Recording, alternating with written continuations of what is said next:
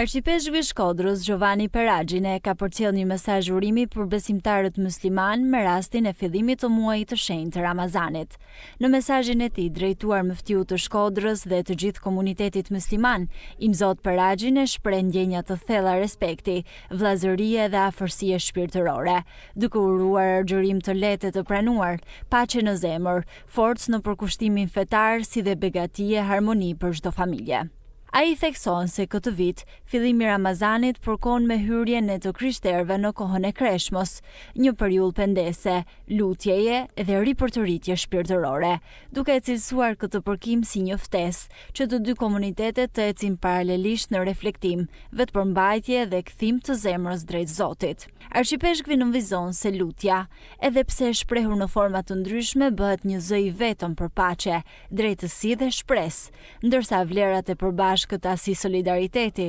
mëshira dhe respekti për tjetrin forcojnë bashkëtesën dhe harmoninë në shoqëri. Në përfundim, ai uroi që ky Ramazan të jetë një kohë drite, bekimi dhe ripërtëritje shpirtërore për të gjithë besimtarët musliman, duke kontribuar në forcimin e paqes dhe mirësisë ndërmjet bijve dhe bijave të vendit tonë.